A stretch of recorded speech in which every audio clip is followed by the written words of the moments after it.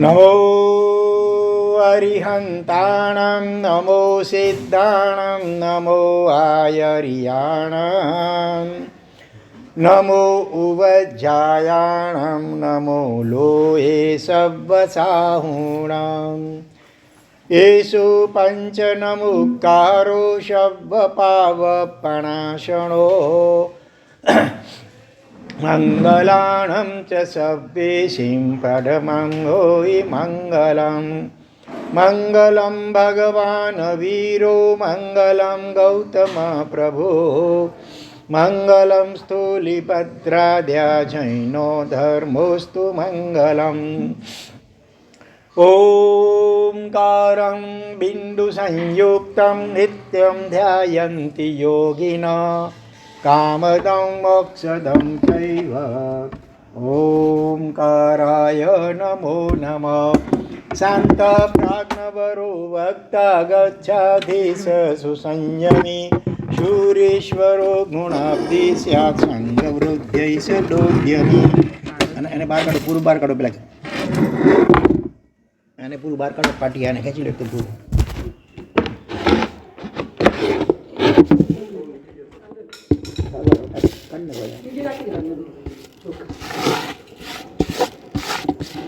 થોડું કરી દે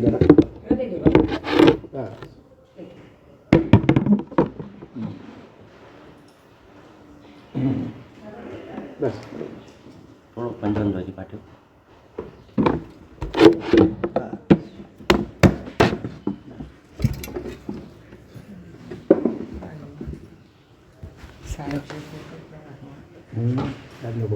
જગ્યા છે કે નથી?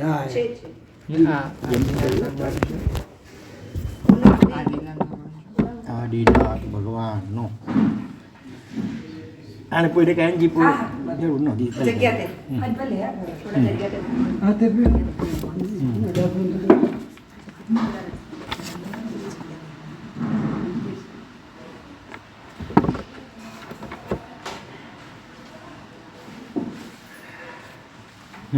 થયું ને માંગલિક છે બોલો અધૂરો ફરીથી નમો હરિહંતાણં નમો સિદ્ધાણં નમો આયરિયાણં નમો ઉવજ્જાયાણં નમો લોહે સવ્વસાહુણં એષો પંચનમુક્કારો શબ્દપાવપણાસણો મંગલાણં ચ સવ્વેશિં પદમંગોઈ મંગલમ મંગલમ ભગવાન વીરો મંગલમ ગૌતમ પ્રભુ મંગલમ સ્થૂલિભદ્રાદ્યા જૈનો ધર્મોસ્તુ મંગલમ ઓંકારં બિંદુસંયુક્तं નિત્યં ધ્યાયન્તિ યોગિનઃ કામદં મોક્ષદં ચૈવ ઓંકારાય નમો નમઃ શાन्तः प्राज्ञवरो वक्ता गच्छाधीश सुसंयमी सूरेश्वरो गुणाब्धे स्यात् संगवृद्ध्यै च दोद्यमी शारदा शारदाम्बोज वदना वदनाम्बुजे सर्वदा सर्वदास्माकं सन्निधिं क्रियात् अज्ञानतिमिरान्धानां ज्ञानाञ्जनशलाकया नेत्रमुन्मीलितं येन तस्मै श्रीगुरवे नमः। કલાકવાર પરસ્પર મૌન, કલાકવારનું ચોવિહાર અને સાથે ભાવ સામાયિક સુત સામાયિક ચંડી ચારાગાર ધારણા વિગ્રહ પચક્કાહી ઘણાવગણમ સહસ્રાગણ મહત્તગણ શબ્દ સમાત્યગણ બોસી રહી હરિહંત હરિહંત હરિહંત હરિહંત હરિહંત હરિહંત હરિહંત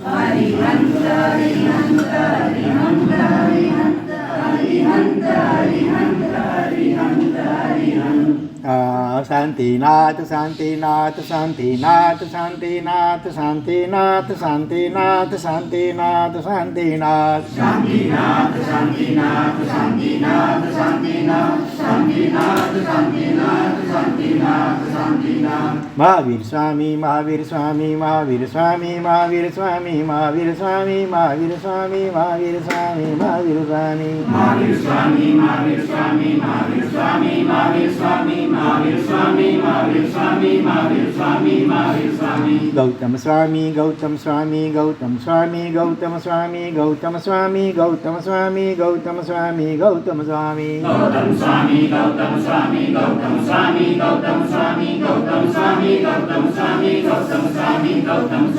ગુરુદેવ ગુરુદેવ ગુરુદેવ ગુરુદેવ ગુરુદેવ ગુરુદેવ ગુરુદેવ ગુરુદેવ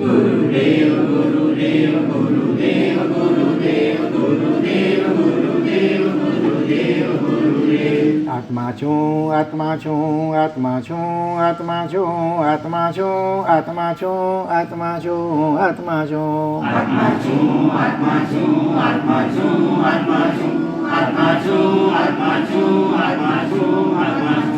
ઓમ ઐં નમઃ ઓમ ઐં નમઃ ઓમ ઐં નમઃ ઓમ ઐં નમઃ ઓમ ઐં નમઃ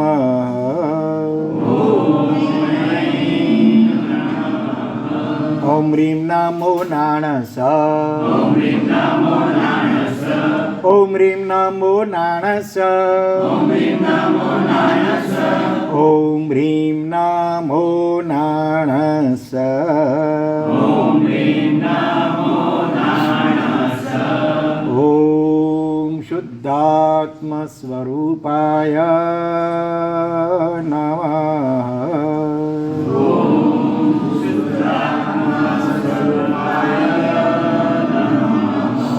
ચત્તારી શરણં પવજ્જામિ અરિહંતે શરણં પવજ્જામિ સિદ્ધે શરણં પવજ્જામિ સાહુ શરણં પવજ્જામિ કેવલી પન્નતમ ધમ્મં શરણં પવજ્જામિ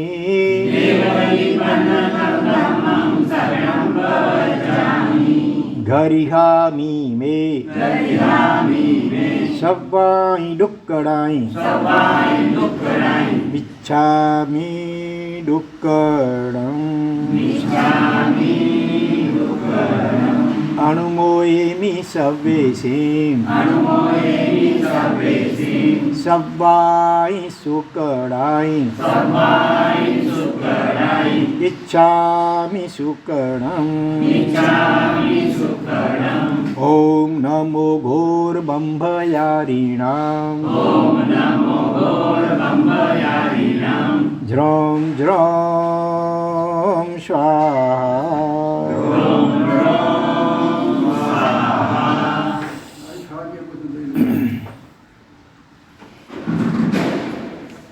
કલ્યાણપાદપારામં શ્રુતગંગા હિમાચલાં વિશ્વાંભોજરવિં દેવં વંદે શ્રીજ્ઞાતનંદનમ. અગાઉ જાહેરાત થયા મુજબ આજથી આપણે કયો વિષય સ્વાધ્યાયમાં શરૂ કરી રહ્યા છીએ? પંચસૂત્ર. તમારામાંથી પંચસૂત્રમાંનું પહેલું સૂત્ર કોઈને મોઢે આવડે છે?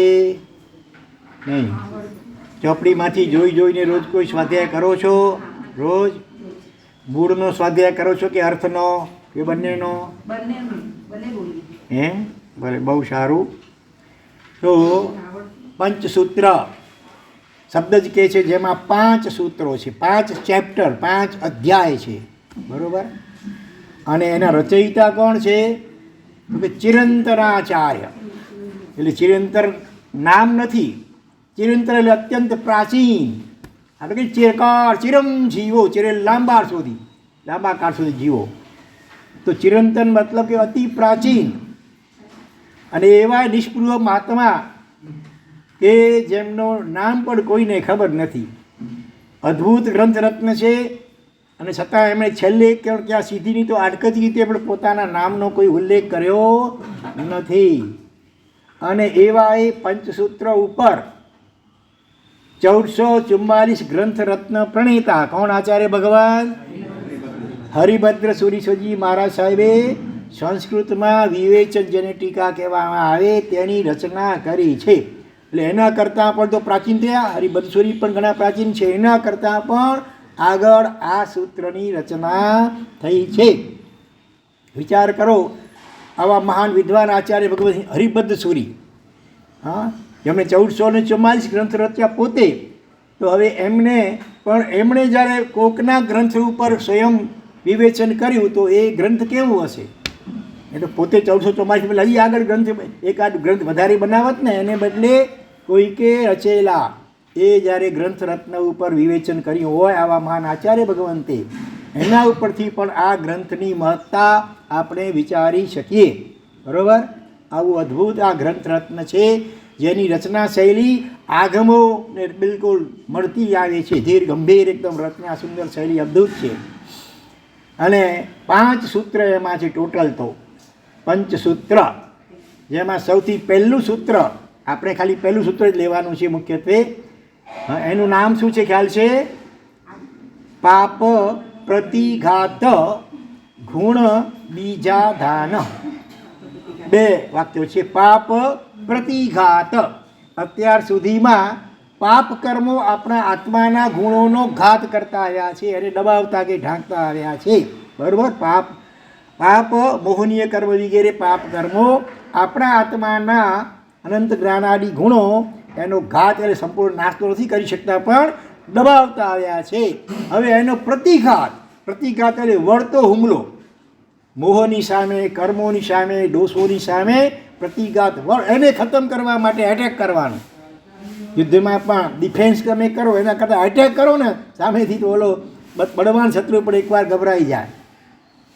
એટલે આ પ્રતિઘાત, પાપોની સામે વળતો હુમલો કરીને પાપોને હચમચાવી નાખીએ, એની તાકાતને તોડી નાખીએ, તો જ શું થાય? ગુણ બીજા ધાન. 3 શબ્દો: ગુણ, સદગુણ રૂપી બીજ, એનું આધાન એટલે વાવેતર, વાવણી. આપણા આત્મભૂમિમાં અનેક પ્રકારના ક્ષમા, નમ્રતા, સરળતા, સંતોષ, મૈત્રી, પ્રમોદ, કરુણા વગેરે અગણિત ગુણરૂપી સદગુણોરૂપી બીજ, એનું આધાન એટલે અહીંયા વાવણી કે વાવેતર થાય, જેના દ્વારા એવું આ પહેલું સૂત્ર છે, પાપ પ્રતિઘાત ગુણ બીજાધાન. અને એ સૂત્રના ઉપયોગ દ્વારા રોજ ઓછામાં ઓછો 3 ટાઈમ આ સૂત્રનો પાઠ કરવાનું કહ્યું છે. અને જ્યારે મનમાં કોઈ પણ કારણે સંકલેશ હોય ત્યારે તો વારંવાર આ સૂત્રનો અર્થના ઉપયોગપૂર્વક જો પાઠ કરવામાં આવે તો ચિત્તના તમામ વિકલ્પો, સંકલ્પો અને આર્ત ધ્યાન, દુર્ધ્યાન ટળી જાય એવું અદ્ભુત આ પહેલું સૂત્ર છે. અને એનો ઉપયોગ કરવાથી જ્યારે પાપો હચમચી ઉઠે, ગુણોનો વિકાસ થવા માંડે, અને એમાં જ આવશે શરૂઆતમાં જ કે આ જીવ આ સંસારમાં ક્યારથી છે? આપણે પોતે અનાદિકાળથી આ સંસારની 84 લાખ જીવાયોનીમાં ભયંકર દુઃખ ભોગવતા ભટકી રહ્યા છીએ. તો હવે એ પરિભ્રમણનો જલ્દી અંત આણવો હોય તો એને માટે રાજમાર્ગ કયો છે? કયું જીવન? સંયમ જીવન, ચારિત્ર જીવન, સાધુ જીવન. બરાબર? તો પહેલા સૂત્ર દ્વારા ભૂમિકા થોડીક તૈયાર થઈ, ભૂમિ ખેડાયેલી છે, હવે બીજની વાવણી થોડીક થઈ છે, હવે એમાંથી અંકુરા ફૂટે એ રૂપે બીજું સૂત્ર જે આવશે એનું નામ હોય છે સાધુ ધર્મ પરિભાવના.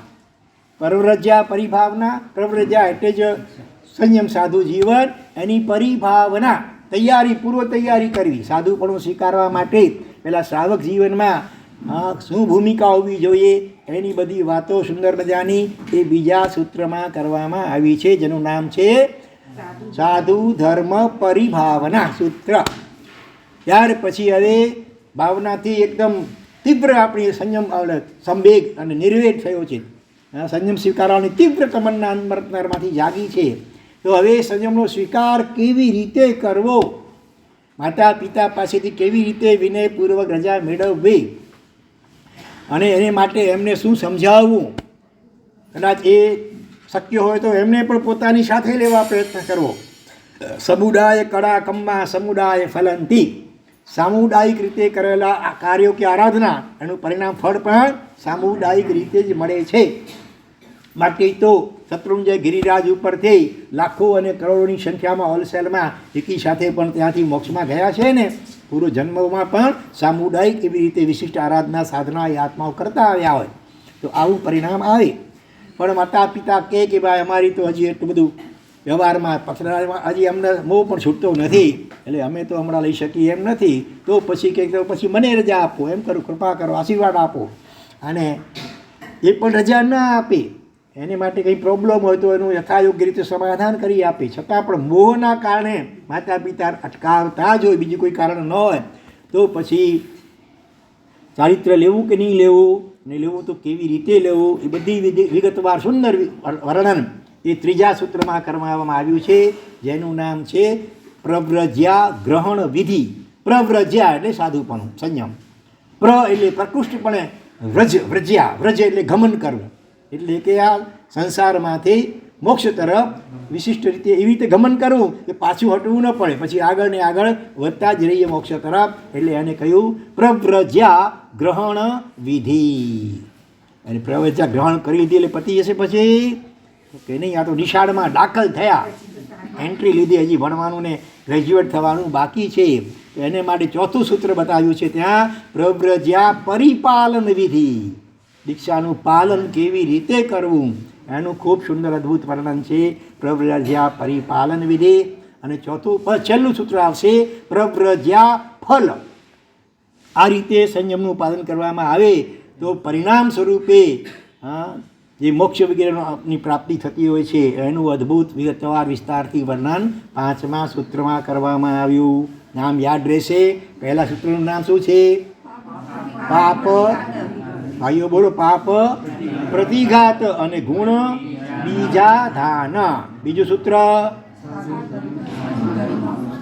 સાધુ ધર્મ પરિભાવના સૂત્ર. ત્રીજું પ્રવ્રજ્યા ગ્રહણ વિધિ. ચોથો પ્રવ્રજ્યા પરિપાલન વિધિ. અને છેલ્લું પાંચમું પ્રવ્રજ્યા ફલ. છેલ્લા ત્રણેયના મામાં સૌ પહેલું પ્રવ્રજ્યા, બરોબર, ગ્રહણ વિધિ, પરિપાલન વિધિ અને ફળ. આ રીતે આ 5 સૂત્રો છે, જેમાંથી આપણે આ પહેલું સૂત્ર કંઈક વિગતવાર વિચારવું છે, જેનું નામ છે હાજી બીજ. પહેલો બીજ અને ત્રીજો ત્રણેય શ્રાવકને લાગતા છે, તો ખાલી પહેલું જ કેમ શ્રાવક માટે છૂટ છે? બીજો ને ત્રીજો ના છૂટ છે. એમ ખાલી પહેલું જ આવે. પહેલાના ક્યાંય ઠેકાણા છે? આજે આપણા કેટલાને આંગળી ઊંચી કરી, ભાઈઓમાં તો કોઈ છે નહીં, બહેનોમાં 1-2 આંગળીમાં ઊંચી થઈ, બરોબર. મેં તો દીક્ષા પહેલાં 5 સૂત્રો કંઠસ્થ કરેલા, અર્થ સમજીને. ના આપણી પણ ખાટલી મોટી ખોટ છે. આપણા સ્વાધ્યાય રુચિ કેટલી છે આજે અધ્યાયની. આવા તાત્વિક ગ્રંથોની અધ્યયની કથા વાર્તા દૃષ્ટાંત હોય જુદી વાત છે, પણ આ સાત્વિક અને તાત્વિક ગ્રંથ રત્ન સાહિત્ય એનું પાલન કરવા માટે તત્પરતા અને રુચિ કેળવવી જોઈએ. અને આ 5 સૂત્ર ઉપર ગુજરાતીમાં વિવેચન પણ મળે છે. ચાલો હવે વાંચો બધા. કહું એ પુસ્તકનું નામ? એ પુસ્તકનું નામ છે ઉચ્ચ પ્રકાશને પંથે. ઉચ્ચ પ્રકાશને પંથે. એના લેખક વિવેચક છે તપસ્વી આચાર્ય ભગવાન વિજય ભુવન ભાનુ સુરીશ્વરજી મહારાજ સાહેબ. હા, કોઈ જ્ઞાન ભંડારોમાંથી શક્ય હોય તો મેળવીને એ પુસ્તક વાંચવા પ્રયત્ન કરજો. અથવા કદાચ ઓનલાઈન પણ લાઇબ્રેરી જૈન લાઇબ્રેરીમાં કદાચ અવેલેબલ હોય, ખબર નથી, તપાસ કરી શકો તમે. ઉચ્ચ પ્રકાશના પંથે 5 સૂત્રો ઉપર સુંદર મજાનું વિવેચન કરવામાં આવ્યું છે. તો ચાલો આપણે તો પાપ પ્રતિઘાત અને ગુણ બીજાદાન સૂત્ર એમાં પ્રવેશ કરીએ, બરોબર. તો કોઈ પણ શેનાથી પાપનો પ્રતિઘાત થશે એને માટે 3 ઉપાયો બતાવવામાં આવ્યા છે. આધ્યાત્મિક ત્રિફળા તરીકે પણ આપણે એને ઓળખી શકીએ. અને એ 3 ઉપાય સાવ સંક્ષેપમાં સૂત્ર રૂપે આપણે રોજ વ્યાખ્યાનથી પહેલાં જે હમણાં સૂત્રો બોલ્યા ને એમાં સૌથી છેલ્લે લગભગ આવે છે. શું બોલાય? ચત્તારી શરણમ પ્રવજ્જામિ હરિહંતે શરણમ. એટલે આ 4 શરણનો સ્વીકાર. પણ આ 4 શરણા કેવા છે, એનું સ્વરૂપ, એની મહાનતા, દરેક એક શરણાના 7 વિશેષણો પૂર્વક એમાં વિધિ બતાવી છે, બરોબર. હરિયંત કેવા, એના 7 વિશેષણ. સિદ્ધ કેવા, તો કે 7 વિશેષણો. એમ સાધુ અને ધર્મના પણ 7 વિશેષણો આવશે. પછી આવશે ગરિયામી મેં સબ્બાઈ દુક્કડાઈ મિચ્છામી દુક્કડમ. એટલે કે દુષ્કૃતની ગરહા આપણા આ જન્મમાં અને ભૂતકાળના ગણિત અનંત જન્મોમાં આપણા દ્વારા જાણતા અજાણતા મન વચન કાયાથી કરણ કરવણ અનુબંધ સ્વરૂપે રાત્રિ દેશથી મોસ્તી વગેરે રીતે થયેલા દુષ્કૃત્યો એટલે પાપો દુષ્ટ કાર્યો એનો ગરહા એટલે ગુરુ સાક્ષીએ નિંદા અને પશ્ચાતાપ. દુષ્કૃતની નિંદા એટલે આત્મસાક્ષીએ પશ્ચાતાપ કરવામાં આવે એને દુષ્કૃત નિંદા કહેવાય.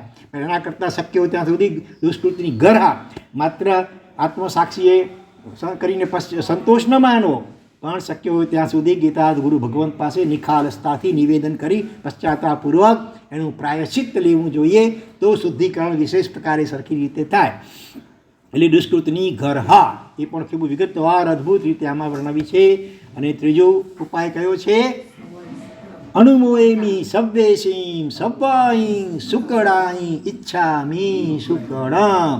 અનુમોદના કરું છું સહુ જીવોના સર્વ સુકૃત એટલે સત્કાર્યો સારા કાર્યોની અનુમોદના કરું છું અને હું પણ ઈચ્છું છું સત્કાર્યો કરવા માટે. તો આ વિષય છે સુકૃતની અનુમોદના. આ 3 ઉપાયો જ્યારે જ્યારે ચિત્તમાં સંકલેશ હોય ત્યારે અર્થના ઉપયોગ સાથે વારંવાર આખું પંચસૂત્ર કંઠસ્થ કરીને કર બોલો તો ઉત્તમ છે, વધુ ઉત્તમ છે. પણ એટલું યાદ પણ ન રહેતું હોય તો કમસે કમ આ નાનકડા આ 3 સૂત્રો બરાબર યાદ રાખી અને રોજ સવાર બપોર સાંજ ત્રિકાળ વિશેષ પ્રકારે પણ કરી શકો અર્થના ઉપયોગ સાથે એની ભાવના. તો પણ આ પાપ કર્મ દુષ્કૃતિ ઘરા કરી જોરદાર પશ્ચાતાપ કરી તીવ્ર એટલે એને કારણે પાપના મૂળિયા હચમચવા લાગી જાય. સુકૃતિની અનુમોદના કરવાથી વિશિષ્ટ કોડીનું પુણ્યાનુબંધી પુણ્ય ઉપાર્જન થાય અને એની સાથે અરિહંત આદિ 4નું શરણ હોય એટલે આપણો અહંકાર ભાવ એકદમ મોડો અને પાતળો પડે અને જ્યાં સુધી મોક્ષ ન થાય ત્યાં સુધી શક્ય હોય કદાચ દરેક ભાવમાં જીન શાસન અરિહંત આદિનું 4 શરણ આપણને મળતું રહી શકે. એટલે એ રીતે આ 3 ઉપાયો વિગતવાર આ પહેલા સૂત્રમાં આવશે. આથી આછી પાતળી રૂપરેખા 5 સૂત્રોની અને પહેલા સૂત્રની. અને કોઈ પણ ગ્રંથની શરૂઆત કરવી હોય, કોઈ પણ સારું કાર્ય એનો પ્રારંભ કરવો હોય તો કહેવાય છે કે શ્રેયાંસી બહુ વિઘ્નાની. જે શ્રેયસ્કર કલ્યાણકારી સારા કાર્ય હોય ને એમાં વિઘ્નો ઘણા આવવાની શક્યતા હોય છે. ગુજરાતીમાં પણ કહેવાય છે કે સારા કામમાં 100 વિઘ્ન. તો એવા સંભવિત વિઘ્નો, દાખલા તરીકે ઓછી તબિયત બગડી પડે, આપણે શરૂઆત કરીએ અને સ્વાધ્યાય કરવાનું ગોખવાનું તબિયત એવી લથડી પડે કે ન કરીશું, ઓછી તો એવી કોઈ જવાબદારીઓ આવી પડે, ઓછી તો કેમ બહાર ગામ બહુ જવું પડે જેના કારણે પણ એને યાદ ન અથવા ક્યારેક યાદ થતી ઓચિંતી કુંઠિત થઈ જાય. જેમ પહેલાં માસ્તુસ મુનિ ઉત્તરાર્ધ સૂત્રનું રોજ એક અધ્યયન કંઠસ્થ કરી લેતા હતા. પણ જ્યાં 4થું અધ્યયન આવ્યું ને એક એવો જ્ઞાનાવની કર્મનો જોરદાર ઉદય થઈ ગયો કે હવે એક ગાથા આખો દિવસ ગોખી થાકે તો એક ગાથા પણ એક પદ અડધી ગાથા પણ યાદ રહેતી નથી. એટલે આવા કોઈ દ્રવ્ય કે ભાવ સંભવિત જે કાંઈ વિઘ્નો બાધાઓ અંતરાયો હોય એનો નાશ કરવા માટે જ્ઞાની ભગવંતોએ શું ઉપાય બતાવ્યો છે? મંગલાચરણ. મંગલ કરવું જોઈએ. અને મંગલના કેટલા પ્રકાર છે? મુખ્ય 2 પ્રકાર છે. કહી શકશો કયા 2 પ્રકાર હશે મંગલના? દ્રવ્ય મંગલ અને બીજું ભાવ મંગલ અથવા બાહ્ય મંગલ અને આભ્યંતર મંગલ. તો દ્રવ્ય મંગલ કે બાહ્ય મંગલમાં શું શું આવે? તમે કોઈ પણ ઘરથી બહાર ક્યાં દૂર જતા હો કોઈ સારા કામ માટે, વ્યવહારિક કામ માટે પણ કદાચ, તો તમે શું કરો? મોટે ભાગે દહીં સુકનવંતું ગણાય, ગોળ ધાણા સુકનવંતા ગણાય. પછી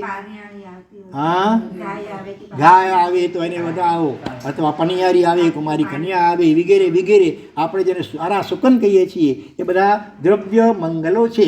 એની શક્તિ પણ હોય છે પણ લિમિટેડ હોય છે. એમાં એટલું ખરું કે શુભ શકન આવતું હોય તો આપણા જમણા હાથ તરફથી જવા દેવાનું, આપણે ડાબી બાજુ ખસી જવાનું, જમણા હાથથી પાસ થવા દેવાનું. અને કદાચ કોઈ એવું અશુભ કોઈ મંગલ આવતું હોય, અશુભ આવતું હોય સુકન અપશુકન, તો આપણે જમણી બાજુ ખસી જવાનું અને એને ડાબી બાજુથી જવા દેવાનું. તો આ દ્રવ્ય મંગલની વાત થઈ. એની શક્તિ હોય છે ચોક્કસ પણ લિમિટેડ હોય છે. જ્યારે અનલિમિટેડ જેને કહી શકાય એવી અચિંત્ય અનંત શક્તિ ભાવ મંગલની હોય છે. અને ભાવ મંગલમાં મુખ્યત્વે શું આવે?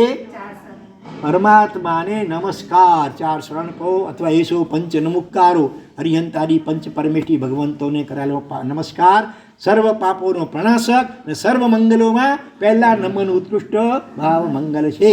તો અહીંયા પણ જ્યારે આવું અદ્ભુત પંચસૂત્રની રચના કરવી છે તો એટલા માટે અહીંયા ભાવ મંગલ સ્વરૂપે પરમાત્મા અરિયંત પરમાત્માને નમસ્કાર કરવામાં આવે છે. વળી અહીંયા એક પ્રશ્ન વિચારી લઈએ કે ભાઈ તમારે ભાવ મંગલ કરવું હતું તો મનમાં કરી લેવો હતો, નવકાર ગણી લેવા હતા કે જેમ નમસ્કાર જે કરવું હોય. આ ગ્રંથમાં લખવાની શું જરૂર? તો લખવાની એટલા માટે જરૂર એક આ ગ્રંથ વાંચનારાઓ જેને પણ ખ્યાલ આવે કે આપણે આવા મહાન આચાર્ય ભગવંતો પણ જ્યારે મંગલાચરણ કરતા હોય તો આપણે પણ કોઈ પણ શુભ કાર્ય કરવું હોય તો મંગલાચરણ સ્વરૂપે અરિયંત પરમાત્મા તો ક્યારેક પંચપરમેષ્ઠી ભગવંતો વગેરે નમસ્કાર કરવો જોઈએ એ જણાવવા માટે અહીંયા ગ્રંથમાં લખ્યું છે. તો હવે આ પહેલું સૂત્ર બોલો. સૌથી પહેલો શબ્દ કયો આવે છે? નમો. નમો વીય રાગાણમ શબ્બન નૂણમ દેવિંદ પૂયાણમ જહ ઠિય વત્થુ વાઈણમ તે લુક ગુરુણમ અરુહંતાણમ ભગવંતાણમ. કુલ 20 સૂત્રો છે, બરાબર. આ એક પહેલું સૂત્ર થયું જ્યાં અર્થ લગભગ પૂરો થતો હોય અમુક, અને એક સૂત્ર ગણીએ. આ કોઈ શ્લોક રૂપે નથી, ગદ્યમાં છે, પદ્યમાં નથી. પણ આ 20 સૂત્રોમાંનું પહેલું સૂત્ર હમણાં આપણે જે તમે સાંભળ્યું તેમાં સૌથી પહેલો શબ્દ છે નમો. નમો એટલે નમસ્કાર થાઓ. ત્યાં કણમો પણ આવે છે, બદલે અણક પણ ત્યાં આવે છે. નમસ્કાર થાઓ, બરાબર. સૌથી પહેલું નમસ્કાર કરવાની વાત આવી, કારણ કે આપણા મોક્ષમાં મોટામાં મોટી રૂકાવટ બાધા કે અંતરાયરૂપ હોય તો કયો દોષ છે? અહંકાર, બરાબર. આઈ am something, I M everything, મને બધું આવડે, આઈ નો એવરીથિંગ. અનેક પ્રકારે આ અહંકાર આપણા જીવનમાં રૂકાવટ પેદા કરે છે. કારણ કે અહંકારને કારણે પછી મન સતત વિકલ્પરૂપ રહ્યા કરે. શરણાગતિ સ્વીકારીને સમર્પિત કોઈને થઈ જાય તો એ નિશ્ચિંત બની જાય.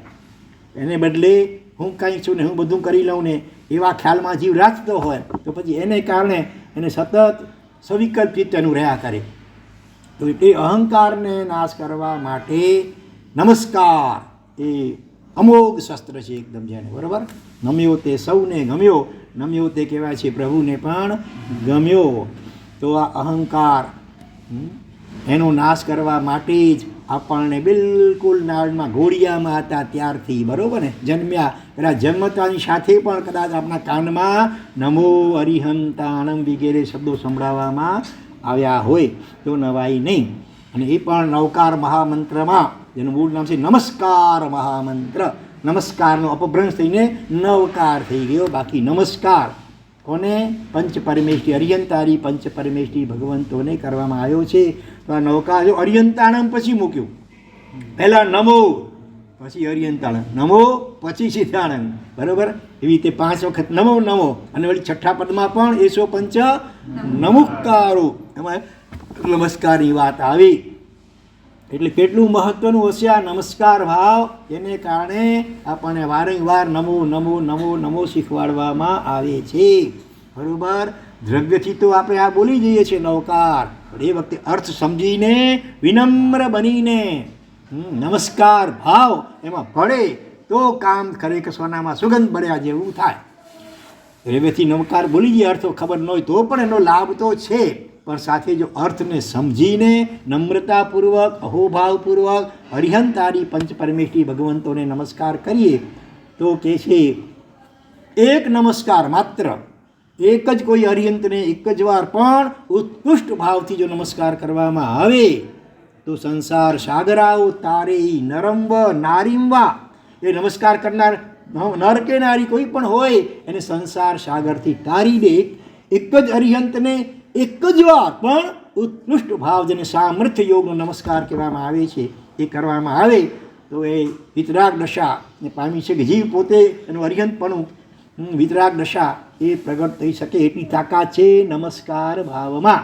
ભલે આજે નબળા સંજ્ઞાન, નબળું મનોબળ વગેરે કારણે એવો ઉત્કૃષ્ટ કોટીનો ભાવ નમસ્કાર આપણા માટે શક્ય નથી બની શકતો, પણ છતાં સમકિત વગેરેની પ્રાપ્તિ, સાત ગુણસ્થાનક સુધીની પ્રાપ્તિ તો શક્ય છે આ કાળમાં. પણ તો આ કાળમાં આપણે ધારીએ તો શક્ય એટલો ભાવથી નમસ્કાર કરવા પ્રયત્ન કરીએ વારંવાર તો એટલી ભૂમિકા થઈ જાય કે પછી માત્ર એક જ બીજો ભાવ મહાવીર ક્ષેત્રમાં તીર્થંકરની હાજરીમાં, અને ત્યાંથી પછી એ સામર્થ્ય યોગનો ઉત્કૃષ્ટ નમસ્કાર કરવાની શક્તિ પણ આવી જાય. કારણ કે ત્યાં પહેલું વજ્ર ઋષભ નારાજ સંગન હોય છે, દ્રઢ મજબૂત મનોબળ હોય છે, એટલે એટલા ભાવ અને પરિણામ એટલા ઊંચકાઈ શકે કે એક 99 ઘા અહીંયા લગાડી દઈએ, છેલ્લે 100મો ઘા બાકી રહ્યો હોય તે આ મહાવીર ક્ષેત્રમાં 7.25 વર્ષની ઉંમરે દીક્ષા અને થોડા દિવસોમાં વિતરાગ દશા ચલ્લો ઘા લાગી જાય, 100મો ઉત્કૃષ્ટ ભાવ નમસ્કાર થઈ જાય તો વિતરાગ દશા કેવળ જ્ઞાન, અને બસ એ છેલ્લો ભાવ હોય આયુષ્ય પૂરું થતાં કદાચ અનેકની સાથે પણ મોક્ષમાં સીધું જઈ શકાય. તો આ ભાવમાં આપણે આ તૈયારી આટલી કેળવવાની છે. બોલો, હવે નમસ્કાર કરવામાં કાયાને કોઈ કષ્ટ પડે? ભાવથી નમસ્કાર કરવામાં, હા, ખમાસનું આપવું હોય, કાવશક ઊભા કરવા હોય, 99 યાત્રા કરવી હોય, ચોવિયાળી છઠ્ઠ કરીને 7 યાત્રાઓ વગેરે કરવી હોય, ઉગ્ર વિહારો કરવા હોય, એ બધામાં કાયાને કંઈક કષ્ટ પડે છે? આ તો આરામથી બેઠા આરામ ખુરશીમાં, આ તો સાદી ખુરશી, આરામ ખુરશીમાં કદાચ જરૂર પડે લેટ્યા હો, અરે પથારીમાં આમ લેટ્યા હો, કર્મવશત કદાચ બીમાર પડ્યા હો, પેરાલિસિસ લાગુ ધારો કે પડી હોય, અને આ લેટ્યા પણ તમે અંતરથી ભાવ નમસ્કાર કરી શકો વારંવાર. તો વંદના તે પાપ નિકંદનારી જીન રાજકું સદા મોરી, વંદના અગણિત કર્મોનો કચરગાણ વળે. એટલે આ નમસ્કાર, અચ્છા, નમસ્કાર કરવામાં કોઈ નકરો છે ભાઈ? નવકાર ગણવામાં નકરો કોઈ બોલી આદેશ કંઈ નથી, બધાને છૂટ છે, ફ્રી ઓફ ચાર્જ, પૈસો નહીં કોઈ. હા, અને બીમાર કરી શકે, ગરીબ કરી શકે, શ્રીમંતો માટે છે, સાધુ ભગવાન સાધુ કરી શકે, સાધુ એવું છે, અથવા જઈને જ બોલી શકે, બીજા કોઈને એવું છે કાંઈ? અથવા ધર્મી હોય એ જ બોલી શકે, પાપ ઘણા થઈ ગયા કોઈથી તો ન બોલી શકે એવું છે કાંઈ? નહીં. બધા દરવાજા ખુલ્લા છે. હા, આટલું ઇઝીએસ્ટ છે સાવ. અને પાછું ફળ તો અદ્ભુત, ખાલી એકવાર ન મો એક અક્ષર બોલતા આવો, કેટલા પાપ કર્મો ઓછા થતા આવે? કેટલા સાગરૂપમના? એક અક્ષરથી 7 સાગરોપમ, પદથી 50 સાગરોપમ, આખા નૌકાથી 500 સાગરોપમ. સાગરોપમ શું? સાગરોપમ એટલા વર્ષો, અસંખ્ય વર્ષો. એક સાગરોપમ એટલે અસંખ્ય વર્ષો. સાગર એટલે સમુદ્રમાં પાણીના બિંદુ કે રેતીના કણ કેટલા હોય? ઘણા નહીં, એટલા અસંખ્ય. તો એવા 7, 50 કે 500 સાગરોપમના પાપો એટલે કે જે પાપોના ઉદયથી આપણને આટલા વર્ષો સુધી નરકમાં ભયંકર દુઃખો ભોગવવા પડી, એટલા બધા પાપ કર્મો નવકારના એક અક્ષર પદ કે એક નવકારથી ઓછા થઈ જાય. મધ્યમ ભાવથી, ઉત્કૃષ્ટ ભાવથી તો કેવળ જ્ઞાન છે, પણ મધ્યમ ભાવથી પણ આપણે શ્રદ્ધાપૂર્વક આ નવકારનું સ્મરણ જાપ વગેરે કરીએ તો આટલા પાપ કર્મો ઓછા થતા જાય, અને વિશિષ્ટ કોટીનું પુણ્યાનુબંધી પુણ્ય પણ સર્જાતું જાય. તો અહીંયા પંચસૂત્રના પ્રારંભમાં ભાવ મંગલ સ્વરૂપે પહેલો શબ્દ મૂક્યો છે નમો. युक्ता कौन है? युक्ता वही है जिसमें क्या है? जिसमें जान है. और अक्कड़ता तो मुर्दों की पहचान है. માણસ મરી જાય, ઓચિંતો હાર્ટ ફેલ કે કંઈ પણ થઈ જાય, ગમે એવું નવયુવાન હોય, થોડી વારમાં શું કરવામાં આવે એને, ધારો કે ઓચિંતો આમ પડી ગયો, આડવડો મરી ગયો, હેમરેજ થઈ ગયો ને મરી ગયો છે માણસ, પછી એને ફટાફટ પહેલું કામ શું કરવામાં આવે? જલ્દી એના શરીરને જો સુવડાવીને કાઢવું હોય તો એ રીતે, અને જય જય રમતા જય જય બધા કરવું તો આ રીતે ગોઠવી દેવામાં આવે છે. કારણ કે થોડાક સમય પછી શરીર અક્કડ થતું જાય, બરાબર ને? એટલે ઝુકતા વહી હે જિસમેં જાન હૈ, જેમાં પ્રાણ છે, આત્મા ચેતન છે, એ ઝૂકી શકે છે. હા, અને જીવ અક્કડ રહેતો હોય, ભલે એને વ્યવહારથી બહારથી જીવતો હોય તો પણ મરવા મુર્દા તુલ્ય કયો એને? ઝુકતા વહી હૈ જિસમેં જાન હૈ, અક્કડતા તો મુર્દે કી પહેચાન હૈ. આપણને કોઈ મુર્દો મરેલો કે તો ગમે ને તો ભાઈ ઝુકતા શીખો કે છે, નમતા શીખીએ, દ્રવ્યથી અને ભાવથી પણ નમસ્કાર કરતા શીખીએ. અને જે નથી નમતો, અહંકારથી અક્કડ રહે છે, કર્મ સત્તા એને કેવા ભાવ આપે? એને તાડનું ઝાડ બનાવી દે, એ વર્ષો સુધી પાણ ઊભો એક ઠેકાણે ઊભા રહેવું પડે. ભયંકર ઠંડી હોય, ગરમી હોય કે તડકા અને વરસાદ વગેરે, આંધી હોય, તુફાન હોય, બધું સહન કરવું પડે કે ન પડે? આ કેનું પરિણામ? જ્યારે ભૂતકાળમાં આવો દુર્લભ મનુષ્ય અવતાર જૈન કુળ વગેરે મળ્યું હતું, છતાં જીવ અહંકારથી અક્કડ રહ્યો, એનું આ પરિણામ છે. માટે જ્ઞાનીઓ કહે છે, અહંકારને ઓગાડીને વારંવાર આવા દોષ રહિત એવા અરિહંત સિદ્ધ વગેરેને નમસ્કાર કરતા શીખીએ. તો નમો વીયરાગાણમ સબ્બન નૂણમ અરિહંત. તો વીયરાગાણમ, વીયરાગ એટલે શું? વીતરાગ. આ બહુવચન છે એટલે વીતરાગોને, વીતરાગ પરમાત્માઓને નમસ્કાર થાઓ. સૌથી પહેલું શબ્દ મૂક્યો વીતરાગ. હા, વીત, વી વત્તા ઇત. જો વી દીર્ઘ છે લખવું હોય ને ત્યારે વીર હંમેશા દીર્ઘ લખવું, રસ્વ નહીં. વીતરાગ વિશેષે કરીને ઇત, ઇત એટલે ચાલ્યો ગયો છે સંસ્કૃતમાં. હા બરોબર ને? એ ક્રિયાપદનો શું છે અર્થ? જવું. વી એટલે વિશેષ પ્રકારે ચાલ્યો ગયો છે, નાશ પામ્યો છે રાગ, જેમના આત્મામાંથી, એમને કહેવાય વીતરાગ.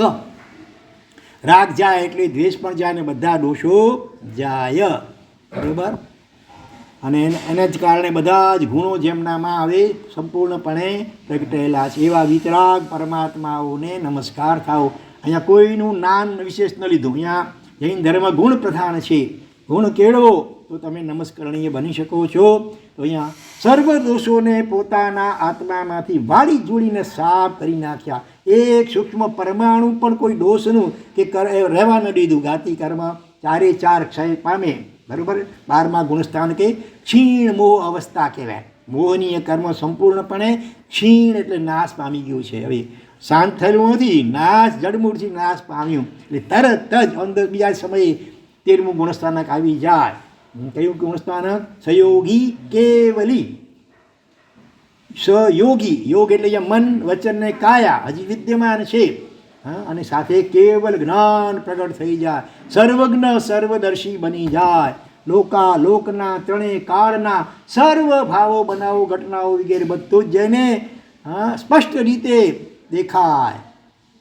આપણે અરીસામાં હથેળીમાં રહેલું કોઈ વસ્તુ હોય, હસ્તા મલક કહેવાય. અમલક એટલે આમળાનું ફળ, આટલું સમજો. એ હાથની હથેળી મૂક્યું હોય કેટલું આપણે આમને સ્પષ્ટ જોઈ શકીએ કે ને? જો નંબર વગેરે ન હોય ને બરાબર હોય તો એના કરતાં વધુ સ્પષ્ટ રીતે એ સર્વજ્ઞ સર્વદર્શી બનેલા કેવલી ભગવંતો ત્રણેય લોક નહીં, લોકાલોક, 3 લોક ઉપર 14 રાજલોક અને ઉપર અનંત અલોક ચારે બાજુનું. હા, એ લોકા અને અલોક, લોકાલોકના સર્વ ભાવોને એકી સાથે જાણી શકે, જોઈ શકે. આ બહુ આપણે કલ્પી ન શકીએ એવી અદ્ભુત દશા હોય છે. એકી સાથે વારા ફરતી નહીં.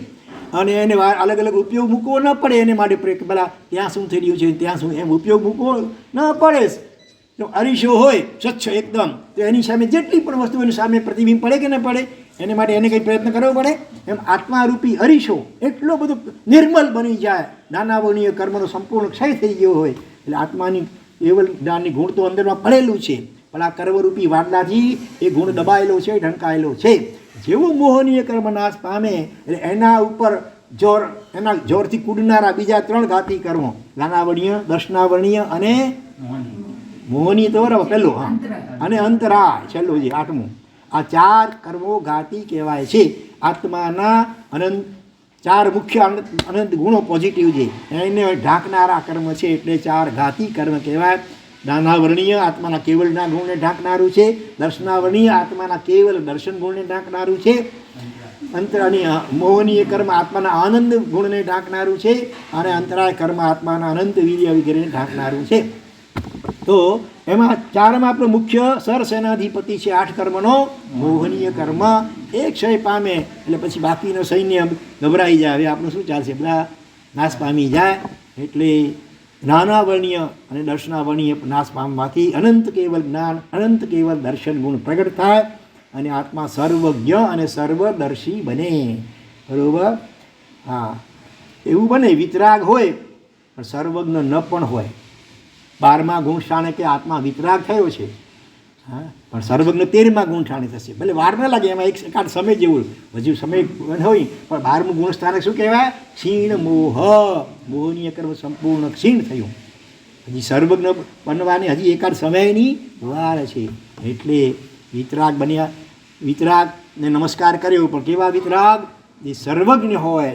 એટલે 13મા ગુણસ્થાનકને જે મને પ્રાપ્ત કરી લીધું હોય હજી સહયોગી એટલે યોગ સહિત મન વચન કાયા આ ત્રણને યોગ કહેવામાં આવે છે. સહયોગી એટલે યોગ સહિત મન વચન કાયાના યોગ સહિત એવા કેવલ જ્ઞાની ભગવાન એ સહયોગી કેવલી કહેવાય. પણ એવા સહયોગી કેવલી તો સામાન્ય કેવલી ભગવંતો પણ હોય છે. આપણે અહીંયા નમસ્કાર કરવો છે તીર્થંકર પરમાત્માઓને માટે ત્રીજું વિશેષણ મૂક્યો નમો વિરાગાણમ સબ્બન્નુણમ, પછી શું છે દેવિંદ પૂયાણમ. દેવિંદ પૂયાણમ એટલે દેવિંદ એટલે દેવેન્દ્ર, આ પ્રાકૃત ભાષા છે. દેવેન્દ્ર એના પૂય એટલે પૂજિત, દેવેન્દ્રો દ્વારા જેઓ પૂજિત 64 ઇન્દ્રો દ્વારા પણ જેઓ પૂજિત છે એવા વિતરાગ અને સર્વજ્ઞ પરમાત્માઓને નમસ્કાર થાઓ. બરાબર, ભગવાનને કેવલ જ્ઞાન થાય એટલે તરત ઇન્દ્ર વગેરેના આસન કંપાયમાન થાય અને દેવતાઓ ઇન્દ્ર વગેરે આવે અને શનિ રચના કરે સમવસ્ત્રણ. બરાબર, નીચે સૌથી પહેલાં નીચે ચાંદીનો ઘટ, એના ઉપર સોનાના કાંગરા, પછી સોનાનો ઘટ બીજો, એના ઉપર રત્નોના કાંગરા, ત્રીજો રત્નોનો ઘટ અંદર, એની ઉપર મણિઓના કાંગરા અને 1 યોજન પ્રવાહ અને વચ્ચે સૌથી કેન્દ્ર સેન્ટરમાં ભગવાનનું રત્નજળી સુવર્ણ સિંહાસન, એની પક્ષમાં 12 ગણું ઊંચું અશોક વૃક્ષ, દિવ્ય પુષ્પોની વૃષ્ટિ થાય, ઢીંચણ પ્રવાહ, ચામરો વિંજાતા હોય ચારે બાકીને 3 દિશામાં ભગવાન જેવું બિંબ વિપુરીને દેવતાઓ ભગવાનના અતિશયના પ્રભાવે મૂકી શકે. બધાને એમ લાગે કે ભગવાન મારી સામે જોઈને કહી રહ્યા છે. દિવ્ય ધ્વનિ ભગવાનની માલકંસ રાગમાં દેશના અને એમાં લગભગ 64,000 જેટલી રાગ રાગીણીઓ મિશ્રિત હોય. દેવતાઓ બેકગ્રાઉન્ડ મ્યુઝિક પૂરતા હોય મધુર, દિવ્ય ધ્વનિ, ચામર, આ સિંહાસન, ભામંડલ પરમાત્માના મસ્તકની પાછળ તેજો વલય, જેમાં ભગવાનના કેવળ જ્ઞાનનું તેજ સંક્રમિત થઈ જાય તેથી બરાબર ભગવાનના મુખના દર્શન થઈ શકે. અને ઉપર વળી ત્રલોકના સ્વામીપણાને સૂચવનાર 3 છત્રો હોય. આ બધું શું થયું? આ દેવકૃત અતિશયો છે. પ્રાતિહાર્ય વાઠે 8, બીજા પણ 11. એટલે એ રીતે દેવેન્દ્રો દ્વારા પણ જેઓ પૂજિત છે, બીજા તો અસંખ્ય દેવીઓ દ્વારા પૂજિત છે. અને ઓછામાં ઓછા કેટલા દેવતાઓ ભગવાનના સાનિધ્યમાં હોય? કરોડ દેવતા ઓછામાં ઓછા એમના સાનિધ્યમાં હોય. તો આવી રીતે દેવેન્દ્રો અને દેવો વગેરે દ્વારા પૂજાયેલા પરમાત્મા, અને એ રીતે સમવસ્ત્રની રચનાઓ થાય પછી ભગવાન એમાં બિરાજમાન થઈને શું કરે? દેશના આપે. બરાબર, 35 વિશિષ્ટ અતિશયો ભગવાનની દેશનાના હોય. હા, જેમ કે જોનાર દરેકને એમ લાગે કે મારી સામે જોઈને ભગવાન ખાસ મારા માટે મારા મનમાં જે પ્રશ્ન મને મૂંઝવી રહ્યો છે એનું જવાબ, એનું સમાધાન આપી રહ્યા છે. અને દેવતાઓને દેવી ભાષામાં સમજાય, મનુષ્યો પણ અલગ અલગ પ્રાંતોના આવેલા હોય ક્ષેત્રના, બધાને કચ્છી, ગુજરાતી, મારવાડી વગેરે બધાને પોતપોતાની ભાષામાં, કોઈ ઉર્દુ પણ હોય, કોઈ ફારસી હોય કે અરબી હોય, બધાને પોતપોતાની ભાષામાં, પશુ હોય, પક્ષી હોય, પંચેન્દ્રિયો બધાને પણ પોતપોતાની ભાષામાં ભજનાની દેશના સંભળાય. અને જેવું આગળ બેઠેલને સંભળાયું છેક છેલ્લે 1 યોજન પ્રમાણ સમોસામાં છેક છેલ્લે બેઠે ને એક સરખું સંભળાય, આગળવાળાને વધારે ને પાછળ ઓછું એવું નહીં. મેઘની ગંભીર ગર્જના થતી હોય એવું ધીર ગંભીર અને મધુર એ દેશના હોય છે. એની માટેનું ગીત પણ છે, જોડીને રઢિયાળી રે પ્રભુ તારી દેશના રે. પાછી આપણે લેવા પ્રયત્ન કરીશું. તો આ 4 શબ્દો છે, આ વિયરાગાણમ, સબ્બન્નુણમ, દેવિંદ પૂયાણમ, અને પછી આવે છે ચોથું જહ ઠિય વત્થુ વાઈણમ. એમાં 4 શબ્દો છે, જહ ઠિય વત્થુ અને વાઈણમ. યથા સ્થિત વસ્તુ વાડી વ્યહ. જે વસ્તુનું સ્વરૂપ જે પ્રમાણે છે તે પ્રમાણે જ ભગવાન વાડી એટલે બોલે. કારણ કે સર્વજ્ઞ છે, વિતરાગ છે, એટલે ખોટું બોલવાને કે બોલાઈ જાય એવું કોઈ જ કારણ રહ્યો નથી. એટલે આ જગતમાં આત્માનું સ્વરૂપ, જગતનું સ્વરૂપ, મોક્ષનું સ્વરૂપ, સ્વર્ગ, નરક વગેરે વગેરે ટોટલ મોક્ષ માર્ગ રત્નત્રયી એવું જેનું જેવું સ્વરૂપ છે એવું પોતાની દેશનામાં ભગવાન એની પ્રરૂપણા કરે. એટલે યથાસ્થિત વસ્તુ વાડી, વસ્તુ એટલે પદાર્થ, પછી જળ પદાર્થો કે ચેતનરૂપ પદાર્થ પણ ભલે હોઈ શકે, એનું યથાસ્થિત જેવું છે એવું વાસ્તવિક સ્વરૂપ એ ભગવાન વર્ણવે. જીવ 5 કારણોસર ખોટું બોલી શકે. એક તો અજ્ઞાન, પૂરતું જ્ઞાન ન હોય, પૂરતું સમજણ ન હોય ને બોલવા જાય તો એમાં ભૂલચૂક થઈ જાય. બરાબર, અજ્ઞાન એ ભગવાનમાં રહ્યો નથી, કારણ કે સર્વજ્ઞ સર્વદર્શી બની ગયા છે. પછી બીજા 4 કારણો કયા?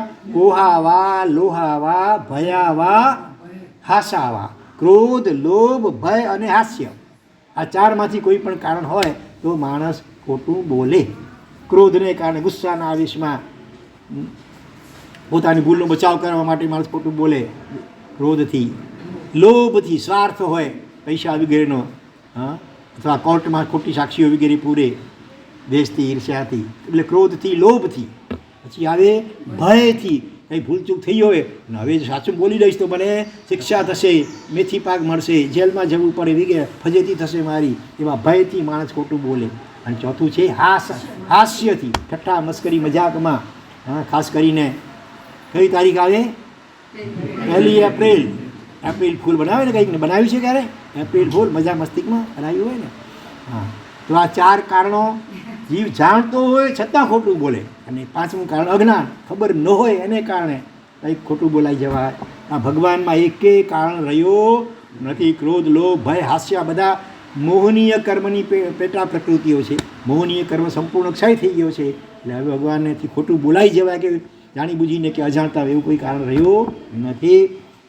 માટે જ ભગવાન યથાસ્થિતવાદી, વસ્તુવાદી છે. યહ ઠિય વત્થુ વાઈણમ. એવું આ જગતમાં વિતરાગ સિવાય કોઈ હોઈ શકે જ નહીં. અને એવા ભગવાનના વચનો, એવા ભગવાનનું શાસન, શાસ્ત્રો એ આપણને મળ્યા છે. આપણે કેટલા ભાગ્યશાળી વિચારજો. અને આજે એ ભગવાનની વાણી એને સમજવા માટે આપણા જીવનમાં તત્પરતા કેટલી છે અને ઉપેક્ષા કેટલી છે એ વિચારજો. એવું અદ્ભુત સાહિત્ય આધુનિક ભાષામાં ભગવાનની વાણીના આધારે લખાયેલું સાહિત્ય મળે છે. તમારે 24 કલાક ઓછા પડે. જો સદવાંચનની તમે રુચિ કેળવો, ગાથા યાદ ન રહે, સમજી શકી ઉંમર વગેરે થઈ હોય એને કારણે ગાથા યાદ ન રહેતી હોય, પણ સદવાંચન કરવામાં શું નડે બોલો? અરે કાંઈ. આ સિવાય કે નજર જ બિલકુલ એકદમ ડાઉન થઈ ગઈ હોય તો જુદી વાત છે, પણ બાકી બધું બરાબર દેખાતું હોય, બધાના છિદ્રો દેખાતા હોય, ભૂલો દેખાતી હોય, ઘણું બીજું બધું આડું દેખાતું હોય. છાપા પત્રિકા બરાબર વાંચી શકતા હો, એક છાપુની 2-3 છાપા જોઈએ ઘણાને તો ઓલી પાછા ટીવી સામે બરાબર ટીકીને જોઈ શકાય છે. એમાં રાજકારણના, ક્રિકેટના અને બધા ટકામાં કચરા પટ્ટી જેવા સમાચારો વારંવાર જોયા કરીએ છીએ. ત્યાં એ બધું કરવામાં તો પાછી નવા કાપ કરવો બંધાય. એના કરતાં સદવાંચનનો શોખ કેળવો, વ્યસની બનો. જરાક નવરાશ મળે તરત સારા પુસ્તક ઘરમાં વસાવો અને એનું વાંચન કરવા લાગી જાઓ. કલાકો ક્યાંય નીકળી જશે ખબર નહીં પડે. ઘરવાળાને બોલાવવા પડશે કે આને હાલે જરાક આને ધીમી ગણો, આમ નેવરી થયા, ચોપડી કોઈ વાંચી જા. એમને ચોપડી સંતાડવાનું મન થઈ જાય, તમારી ચોપડી પણ હાથમાંથી ઝૂંટી લેવાનું મન થઈ જાય. એટલા હું તો કોઈ શોખીન બનો ને વ્યસની બનો. કોણ યાદ આવે બોલો? પોરબંદરના ડૉક્ટર કયા? પુરોહિત, રશ્મિનભાઈ પુરોહિત સરનેમ છે રશ્મિનભાઈ. હા, જેણે પોતાના ઘરમાં 5000 જૈન પુસ્તકો વસાવ્યા છે. બોલો ને, બધા વાંચેલા. ચોપડી આવે કુરિયરમાં અને હાથમાં ચડે એટલે પૂરી કર્યા વગર જમવાનું પડખે રહી જાય. ઘરવાળાને ચોપડી સંતાડી દેવી પડે તે વખતે. એકવાર જમી લે પછી આપે. આ આટલી હદનું જેને કહેવાય ગાંડ પણ ન પડે. આવા ગાંડા બનશું તો સાચા અર્થમાં ડાયા બનશું. બરાબર? સદવાંચનનો આવું શોખ અને વ્યસન હોવું જોઈએ. તો પછી ટાઈમ પાસ કેમ કરવો એનો પ્રશ્ન રે? ગપાટા મારવાને, મોબાઈલ ટીવીમાં કલાકો બગાડવા, આંખને બગાડવી, મગજને બગાડવું, એના કરતાં એકથી ચડાવવા અદ્ભુત સાહિત્ય આપણે ત્યાં ગુજરાતી ભાષામાં. અને તમને ગમે એવી આજની નવી પેઢીને પણ ગમે, એકદમ આકર્ષિત એવી સુંદર શૈલીમાં લખાયેલા ઢગલાબંધ પુસ્તકો આજે મળે છે. એનું વ્યસન કેળવો ખરેખર. તો આવી પરમાત્માની દેશના જહ ઠિય વત્થુ વાઈણમ. આ 4 વિશેષણો દ્વારા પરમાત્માના 4 અતિશય કહેવામાં આવ્યા. ભગવાનના 34 અતિશયો હોય, એમાં જન્મથી 4, કર્મ ખપ્યાથી 11 અને 19 દેવતા દ્વારા ટોટલ 34. પણ એ બધાનો શોર્ટમાં કહીએ તો બીજી રીતે 4 મૂળ અતિશયો જે કહેવાય છે એમાં સમાવેશ થઈ જાય. 4 મૂળ અતિશયો કયા? સૌથી પહેલો, કોઈને ખ્યાલ છે? પહેલો અક્ષર અ છે, બોલો. બહેનોમાંથી કોઈને પણ ખ્યાલ હોય? ભગવાનના 4 મુખ્ય અતિશય, મૂળ અતિશય કહેવાય. એને અને એ જન્મથી ન હોય પાછા, એ પાછળથી થાય કે સાધના કરે અને પછી પ્રગટ થાય. એ ચારે ચાર અતિશયો જન્મ અવસ્થામાં ન હોય, જન્મથી ન હોય. ચાર અતિશયો મૂળ અતિશય કહેવાય. અને પહેલો છે અતિશય છે, એનો પહેલો અક્ષર અ છે. હા, અપાયા પગમ, 6 અક્ષર થયા. અપાયા પગમ 6 અક્ષર થયા. અને એમાં શબ્દો 2 છે મૂળ, અપાય વત્તા અપગમ. અપાય વત્તા અપગમ. અપાય એટલે આપણે કદાચ કહી શકીએ વિઘ્નો, બાધાઓ, દોષો. અપગમ એટલે નાશ, બધી જ બાધાઓ, કર્મો, 4 ઘાતી કર્મો એ જ મોટા અપાય છે, બરાબર. અને બાહ્ય અપાયમાં રોગ વગેરે ગણી શકીએ. આ બધા દ્રવ્ય અને ભાવ, બાહ્ય અને આભ્યંતર, એ બધા જ અપાયો, એ જેનાથી નુકસાન થાય જીવને, એ બધા અપાયો અપગમ એટલે નાશ પામી ગયા છે. એ ક્યારે થાય?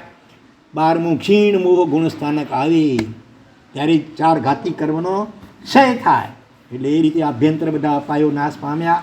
અને સાથે સાથે સાતા વેદનીય કર્મ, સાતા અસાતા નહીં પણ સાતા વેદનીય નિરંતર રહેતો હોય, એટલે બાહ્ય બધી રીતે પણ અનુકૂળતા જ હોય. પવન પણ અનુકૂળ વાય, 6 ઋતુઓ પણ અનુકૂળ રહે. આકાશમાં પક્ષીઓ પ્રદર્શન આપી નમસ્કાર કરે, વૃક્ષો પણ ઝૂકી નમસ્કાર કરે, કાંટાઓ પણ ઊંધા વળી જાય.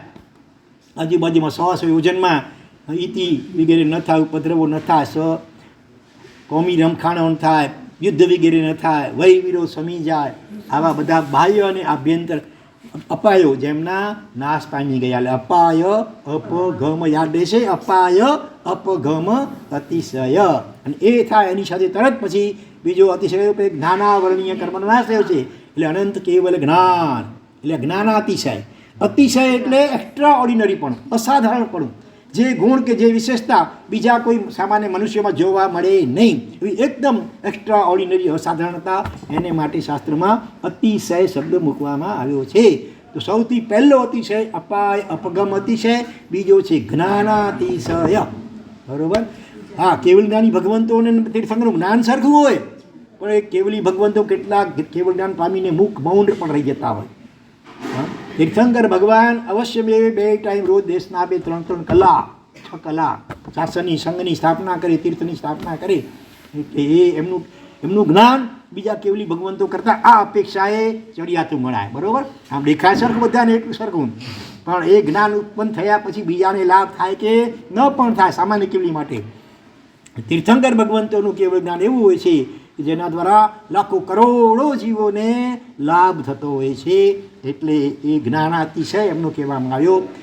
સામાન્ય કેવલી ભગવંતોને કેવળ જ્ઞાન હોવા છતાં એને જ્ઞાનાતિશય શબ્દ એના માટે વપરાતો નથી. તીર્થંકર ભગવંતોના કેવળ જ્ઞાન માટે જ્ઞાનાતિશય શબ્દ વપરાય છે. પછી ત્રીજો અતિશય કયો? દેવેન્દ્ર પૂજ્યાણમ. દેવેન્દ્ર એટલે પૂજા અતિશય. દેવેન્દ્રો દ્વારા ભગવાન પરમાત્મા પૂજિત છે. 64 ઇન્દ્રો અને પરમાત્માને મેરુ પર્વત પર કેવી રીતે લઈ જાય, 5 રૂપ કરીને ઇન્દ્ર દ્વારા. અને ત્યાં વળી કેવો ઠાઠમાંથી પરમાત્માના સોના રૂપા રત્ન વગેરેના 8 જાતિના 1,60,00,000 કળશાઓ દ્વારા, ક્ષીર સમુદ્ર આદિના પાણી દ્વારા, વિશિષ્ટ વાજિંત્રોના ગાઢપૂર્વક પરમાત્માનો અભિષેક કરવામાં આવે. એટલે થયું પૂજા અતિશય. અને દેવતાઓ સમવસ્ત્રની રચના કરે, તો એ પૂજા અતિશય. અને સમવસ્ત્રની રચના થાય એમાં બિરાજમાન થઈને પરમાત્મા દેશના આપે, એ કયો થયો? વચનાતિશય. 35 વિશિષ્ટ અતિશયોથી ભગવાન દેશનાનો ધોધ વર્ષાવે, અમૃત વર્ષાવે, એટલે એ વચનાતિશય. એટલે આ 4 શબ્દો દ્વારા ક્રમશઃ આ રીતે અપાયગમ અતિશય, જ્ઞાનાતિશય, પૂજા અતિશય અને વચનાતિશય. ભગવાન જેવી વાણી આ જગતમાં બીજા કોઈની હોઈ શકે નહીં. તો આ રીતે પરમાત્માના આ 4 અતિશયો, બરાબર, એનું વર્ણન. અને આવા કોણ પણ ભાઈ, જે વિતરાગ છે, એ સર્વજ્ઞ છે, બરાબર, જેઓ દેવેન્દ્રોથી પૂજિત છે, જેઓ વિશિષ્ટ વચનો છે જેમનું, એવા કોણ પણ. આ તો વિશેષણ થયા. વિશેષ્ય કોણ? તો વિશેષ્ય છે અરુહંતાણમ ભગવંતાણમ. અહીંયા શબ્દ અરુહંતાણમ છે. આજકાલ નવી ચોપડી કોઈ છપાય એમાં અરિયંતાણમ કદાચ છાપતા હોય, હકીકતમાં અરુહંતાણમ છે. હરિભદ્ર મારી ટીકા રચી છે એ પ્રમાણે અરુહંતાણમ શબ્દ છે. તમે શું બોલો? હરિહંતાણમ બોલો છો કે અરુહંતાણમ? અરુહંતાણમ બોલો છો? હા હા, નહીં તો ચોપડીમાં, તમારી ચોપડીમાં શું છે? હા, હમણાં નવી નવી ચોપડી છે એમાં અરિહંતાણમ લખેલું છે, પણ હકીકતમાં અરુહંતાણમ શબ્દ અહીંયા છે. અમે જૂની ચોપડીમાં અરુહંતાણમ શીખ્યા છે, ટીકામાં પણ એ પ્રમાણે છે અરુહંતાણમ. એટલે હવે જરા ઉપયોગ રાખજો. જો શાસ્ત્રમાં અરિહંત શબ્દ પણ છે, અરહંત શબ્દ છે, અરુહંત શબ્દ. તીર્થંકર માટે 3 શબ્દો એકબીજાને મળતા આવે એવા છે, પણ અહીંયા 3માંથી કયો લેવાનો છે? મુખ્યત્વે અરુહંતાણમ. એનો શું અર્થ? રૂહ એટલે ઉગવું. રૂહ સંસ્કૃતમાં રોહણ, આરોહણ એટલે ચડવું, અને રૂહ તો રૂહ એટલે ઉગવું, જન્મવું. અરુહંતાણમ જેને સંસારમાં આવે ઉગવાનું એટલે કે જન્મ લેવાનું રહ્યું નથી, બેવ અજન્મા બની ગયા છે એવા જે ભગવાન પરમાત્મા, એમને મારો નમસ્કાર થાઓ. આમ કહેવા દ્વારા આડકતરી રીતે આપણને પણ સૂચિત કરી દો કે આ નમસ્કાર કે આ પહેલા સૂત્રનો પાઠ કે બીજી નાની મોટી જે કાંઈ આરાધનાઓ કરવાની છે, દરેકનું અંતિમ મુખ્ય લક્ષ્ય શું હોવું જોઈએ? હવે જન્મ જ લેવો ન પડે એવી અજન્મા સિદ્ધ દશા એ આપણા જીવનનો ટાર્ગેટ, ભલે અંતિમ ટાર્ગેટ બનવો જોઈએ. અને માટે વર્તમાનમાં સમ્યક દર્શનની પ્રાપ્તિ અને આગળ વધીને પછી સમ્યક ચારિત્રની પ્રાપ્તિ, એના દ્વારા છેવટે ભલે બીજા ત્રીજા ચોથા વગેરે ભાવની અંદર જલ્દીમાં જલ્દી અરુહંત દશા આપણી પણ આવે, બરાબર, અજન્મા અવસ્થા આવે, સિદ્ધ પરમાત્મા બની જઈએ. કાયમ માટે જન્મ જરા મૃત્યુ અને બધા જ દુઃખોનો અંત આવી જાય અને આત્મા પોતાના અનંત કેવલ નાની ગુણો એમાં કાયમને માટે રમણતા કરતો થઈ જાય. એ આપણા બધાનું લક્ષ્ય હોવું જોઈએ. માત્ર આ લોકના ભૌતિક લક્ષ્યોમાં બંધાઈ ન રહેતા. કોઈ પણ ધર્મ ક્રિયા કરીએ એટલે જરાક ભંડાર ભરપૂર રહે, વિટામિન એમ સારા પ્રમાણમાં મળતું રહે. દુકાન 1 છે તો એની 2 થાય તો સારું, ફેક્ટરી 1માંથી 2 થાય તો સારું, સંતાન ત્યાં વિચાર તો સંતાન 2 છે તો 3 થાય તો સારું, વિચારો તો નથી વિચારતા. ત્યાં તો 2 બાળકો બસ, ઘણાને 2 નથી ગમતા, 1 ને 1, ઘણાને 1 જ જોઈતું નથી. હા, આપણે કેવા સ્વાર્થી કે સ્વાર્થાંધ બની ગયા છીએ. જૈન શાસનનો વિચાર આવે, આવું શાસનો આપણા ઉપર અનંત ઉપકાર છે, એનું ઋણ કઈ રીતે વળી શકે? તો ચાલો, આપણે તો સંયમ નથી સ્વીકારી શક્યા ભગવાનની આજ્ઞા મુજબ, પણ આપણા એકાદ સંતાન બદ્ધક એવા પણ મા બાપો છે કે ઈચ્છે છે કે મારા બધા સંતાનો, અમારા માતુશ્રી પણ ભાવના કે મારા બધા સંતાનો આ માર્ગે જાય તો સારું. એમાંથી અમને 2 થઈ ગયા સંયમી, અને નાના ભાઈ દીપકભાઈ એ પણ સાધુ જેવું લગભગ કહી શકાય, એકદમ આરાધનામય જીવન જીવે છે. હા, કર્મ સંજોગ એ મા બાપની સેવામાં રોકાઈ ગયા અને હવે શરીરથી થોડાક ટાંક્યા. એટલે પણ એની ભાવના તો એ જ છે કે ભગવાન હવે શક્ય હોય તો 1થી વધારે ભાવ પણ નથી કરવો, છતાં છેવટે જે 2, 4, 5 ભાવ લાવવાના હોય દરેક ભાવમાં નાની ઉંમરમાં 8 વર્ષની ઉંમરમાં મને ચારિત્ર ઉદયમાં આવો અને સુંદરમાં સુંદર અનિશુદ્ધ પાલન કરે અને જલ્દીમાં જલ્દી ગાતી કર્મનો ક્ષય કરી કેવળ જ્ઞાન પામી અનેકાનેક આત્માઓને પ્રતિબોધ પમાડવામાં નિમિત્ત બની અને હોલસેલમાં બધાની સાથે મુક્તિગામી બનો. આવા પ્રકારની નિરંતર ભાવના અને પ્રાર્થના એમના અંતરમાં રમ્યા જ કરતી હોય છે.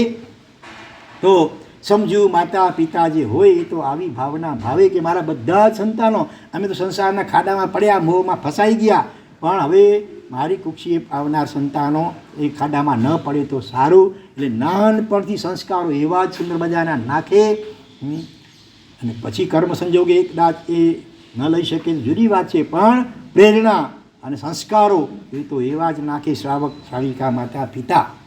વિચારજો ખૂબ ગંભીરતાથી આના ઉપર.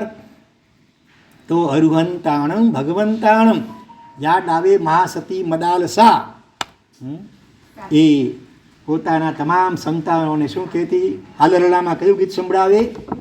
શુદ્ધોસી બુદ્ધોસી નિરંજનોસી સંસાર માયા પરિવર્જિતોસી સંસાર સ્વપ્નમ ત્યજમોહ નિદ્રામ મદાલસા વાચમુવાચ પુત્રમ. મહાસતી મદાલસા પોતાના પુત્ર સંતાન દરેકને લગભગ 6 સંતાનોને આવું ઉપદેશ આપે એણે ચારિત્રના સંજ્ઞા માર્ગે મોકલ્યા. હા, એણે રાજા જે એના ઉપર મોહિત થયો હતો પરણાવવા માટે, ત્યારે એણે આ શરત મૂકી હતી કે જે પણ સંતાન થાય એને હું જે રીતે તાલીમ આપું ને મારી ઈચ્છા પ્રમાણે એને વાળું. એમાં તમારે અટકાવવાનું નહીં, આવું પહેલેથી વચન લઈ લીધેલું. અને પછી અનુક્રમે જે સંતાન થતા રહ્યા લગભગ 6 દરેકને આવો ઉપદેશ આપે અને એને ચારિત્રના માર્ગે વાળ્યા છે. પછી હવે રાજાની ધીરજ ખૂટી ગઈ એટલે વાંધો ઉઠાવે છે, એટલે પછી નવો હરિહંતાણો. બરાબર. તો ચાલો, ભગવાનની આવી અદ્ભુત દેશના છે તો આપણે જરાક પરમાત્માની દેશનાનું એક ભક્તિ ગીત લઈ લઈએ.